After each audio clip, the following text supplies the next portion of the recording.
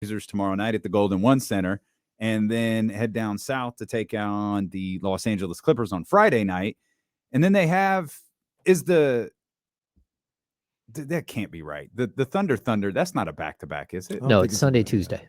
Okay. And then they got another back-to-back next Friday, Saturday with the Clippers again, this time here at the Golden One Center, and then the Minnesota Timberwolves again at the Golden One Center on Saturday. Lots of big-time basketball. Every game is going to be big, whether it's the Thunder, who we're curious about what direction they're going. Hell, tomorrow's game could have some weight on what the Portland Trailblazers are doing moving forward. That could be the little boot. All right, guys, we'll go for a plan. Let's keep it moving. They drop down. Let's evaluate this a little bit moving forward before we have to sell Dame Lillard on Victor Wembanyama and load managing these last 20-some-odd games of the season. Yeah, aren't they in a weird situation? Because they're not good. No. I mean, they all, with Anthony Simons is out, that's tough. The weird situation with Gary Payton that happened, Gary Payton II. And, this is more of what, because James, we've told you, I think the whole intensity of the season, I think that's a bit overblown going into this final stretch of the season. I think it's a fun talking point. I do believe there's some realism behind it. Like you mentioned, the Dallas series with Sacramento. Like, I get that. Like, that was really important for both teams. But what I'm really anxious to see play out, which we've seen maybe once before, twice if you include Zion, is the Victor Wembanyama thing. How do teams really approach this next 2 months? Like, how does the Oklahoma City Thunder approach this? Like, realistically approach it. How does Portland? How does teams that are right there on the cusp that know we're not going to win a championship, we're right on the cusp of a play-in, what's better? Like, I think that's a more interesting dynamic to watch to me than the intensity of the season. Well, I'll tell you, I'm looking at the schedule. You got a game against Utah that could be part of the conversation. You got 3 against Portland. You got 1 against the Spurs. And then I run out of teams that you're looking at as that type of team. So, like, it's part of the problem. Like, you have the OKC games. Like, the Kings schedule, it's no joke. Like, the strength of schedule isn't, like, we're not just throwing that number out there and saying, hey, they have a tough schedule. Like, every team they're playing is at or near 500. Every single one of them. I mean, Portland's 2 games under. That's, like, the only other team that I can circle and say they're way under and they have no shot, 1 game against the Spurs. The rest of these teams, if they want to play for it, you could see OKC making a run here. They've got an easy schedule. They're 28-29 on the season. They have an opportunity. Minnesota is a team who's 31-30. All of these other teams that they're playing, maybe the Wizards we can put in that category who's 28-30, but still they're in the Eastern Conference. They can sit there and make a run. The rest of these teams, they're right in it. And, again, I think Utah is going to be the one team that I think will just pull the ripcord. And you got 2 games against Utah down the stretch. So that's good. But the rest of these guys, man. You still got to win those games, though. Yeah, you got to win.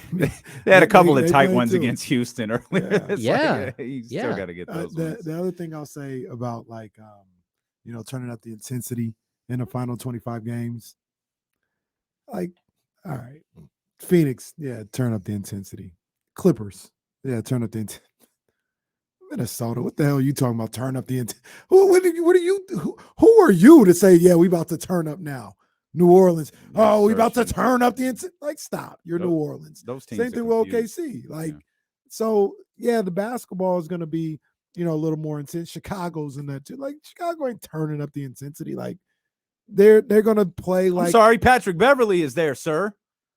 Hey, easy work for whoever's guarding him. I said it all year. Easiest assignment Davion Mitchell ever had.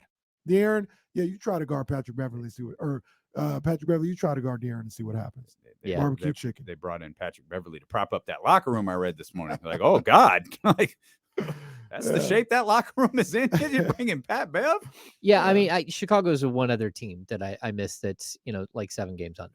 So, yeah, look, you're going to see teams that have been there before who are super focused. You guys might be right. Like if we shake out and we really look at this and like what team is going to, like you look at the Clippers understand what's at stake when they play the Kings twice in the next week, right? They understand, they've been there before. Phoenix, Milwaukee, now these guys are fighting for playoff position. A team like Brooklyn that still has talent, that who knows what they're going to be and what they're, by the end of the season. Playoff team. But then you have this stretch, you have this like home stretch with Boston and Phoenix. Again, I think Utah by that point will be out of it. Minnesota, I'm not worried about the Portland twice. Like you're right, but it's those other games against teams. You finish at Dallas, against the Warriors at home, at Denver. Like those 3 games. You throw that Denver game out of the window. Oh, you would think so, except for they got a head coach who can't forget the owner that fired him. And you think he's going to... He's not playing Jokic 40 minutes that night. No, but if he's got an opportunity to put you in the 7 seed, he's going to go for he's that. Gonna try it, but that's what we're talking about. We're talking about going up against Denver where Jokic and Jamal Murray are playing 38 to 42 minutes. Like that's not who you're going to face. That doesn't mean they won't play hard or nothing like that, but that's not who you're facing on the end of the season. Kings play Denver pretty well too, though. No, they do. Yeah. I don't know why that is, but they play Denver really, really well. Yeah. I'd like to look at a breakdown of like the perennial playoff teams that the Kings are going to face in the final 25 games. Like I can see them here, but without like mapping it out, like which teams are going to be those teams that are ramping up that you're going to face playoff competition. But also, if you're going up against teams in similar situations to you that are teams that, we can't look at the Kings, the Timberwolves and New Orleans and say, oh, well, the Kings are way better because their record's better right now.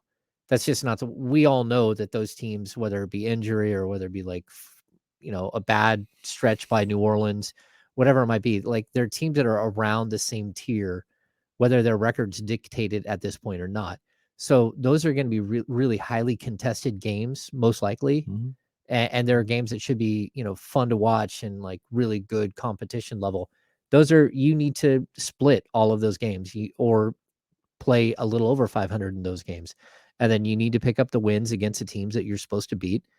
And then whatever you can do against the teams that just flat out are better than you. And there are teams in the league. Let's not be like some purple shaded lens, glasses looking at the Kings and saying, oh, they're as good as, a Brooklyn. I mean, not a Brooklyn. They're as good as the Celtics or they're as good as the Bucks. They're not. They're not there yet. So maybe they can be next year. Maybe they can be the year after that. But for right now, those are teams that you probably should lose those games. So you break down the schedule and that kind of idea where you're circling teams that you should beat or that you can beat or that you're in the same tier as. And, there is a pathway here without any question. And that's why this whole act of going through the schedule and picking wins and losses is stupid. Yeah. Because the Boston Celtics lost twice to the Orlando Magic. Yep. In a row. That means nothing. Didn't they lose by like 40 to the Thunder at home? Jesse, did they lose by? They did. Wow. Might have been like 50. You didn't have to use that finger when you confirmed it, but yes, the Celtics did. The Celtics also beat the Kings by 18 the first time they met. Yeah, I mean, like in this part of what we do, we're trying to figure out best case scenarios, worst case scenarios, like because we don't have a game to talk about. So we're just agonizing over the schedule because we desperately want them to start playing it. I, for one, am thrilled that they got 2 games coming out the gate. Like, let's go. Timberwolves on Thursday. Let's get it in. How are you measuring up against those Los Angeles Clippers, a team that we think is going to come out of has the potential to come out of the Western Conference? How do you match up against? See that right out of the gate, and there could be good and bad. I think everybody would be thrilled if they split, be elated if they won 2, but if they lost 2. It's going to get testy. It's going to get nerve-wracking because we're all familiar with that feeling, right?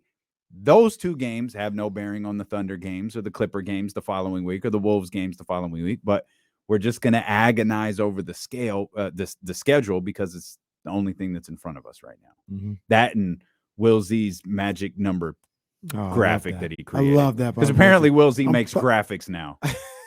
Jeez. I'm following that every single night.